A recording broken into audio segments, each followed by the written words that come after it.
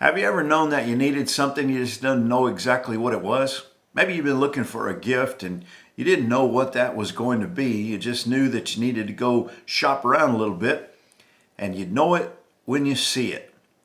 Well, that's kind of what Isaiah is talking about in chapter 52 and verse 13. He says, "Behold, my servant shall deal prudently. He shall be exalted and extolled and be very high.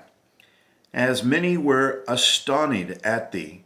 His visage was so marred more than any man, and his form more than the sons of men.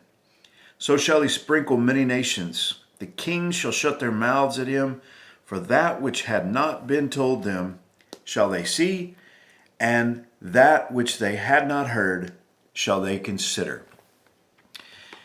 The Lord Jesus Christ this is a prophecy concerning Jesus here, 750 years before he was even born, that as he hung on the cross, the punishment that he endured, the beating that he took, the stripes that he took, would mar his visage. In other words, it would change the way that he looked, and that it would be so much that the people would be astonished as they looked upon him.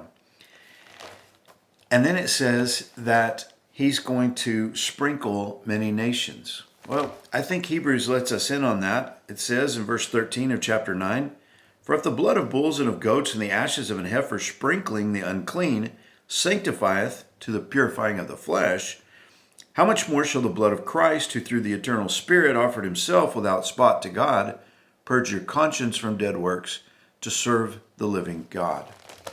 So it's prophesied here that Jesus, when he is crucified and he sheds his blood, is not going to just save the believers that come from Israel, but he's going to save the Gentile nations as well.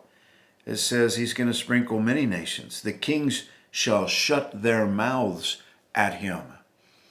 In other words, the astonishment, the scandal of the cross is going to cause people to shut their mouths and to go, "Oh, I hadn't even considered." And the Apostle Paul references this verse in Romans chapter 15 and verse 20, because he says there, "Yea, so I have strived to preach the gospel, not where Christ was named, lest I should build upon another man's foundation, but as it is written, to whom he was not spoken of, they shall see, and they that have not heard shall understand." He's referencing this here in Isaiah chapter 52, verse 15. "For that which had not been told them they shall see, and that which they had not heard shall they consider." This is what happens when someone is introduced to Jesus Christ and they weren't even looking for him. They weren't even considering him. And all of a sudden, through whatever means, maybe they're watching a television program, maybe they're watching a reel on social media, maybe they attend a worship service and they hear the gospel message, the fact that Jesus was crucified for sins, that he was laid in the tomb, and on the third day he was raised again. And he did that because of his great love that he has for us. And someone all of a sudden is considering the claims of Christ, and they weren't even thinking about it before. And that's the prophecy here in Isaiah. I wonder, maybe that's you. Maybe you weren't even looking for or thinking about those things, and then all of a sudden, maybe a friend invited you to go to a church service with them, or maybe they sent you a little video. Maybe you read it in a book, and all of a sudden you realized, wow, look what this man Jesus has done, and he did it because of his love for me. Well, that's the prophecy here, the prophecy that the gospel message is going to go out. I hope that you know him. I hope that you have heard that message. I hope that you have considered what he did for you, and I hope that you will put your faith in Jesus, that you will trust in him for your eternal salvation, because he loves you.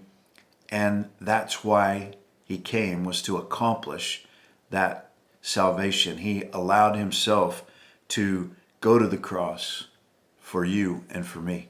God bless you. Have a great day.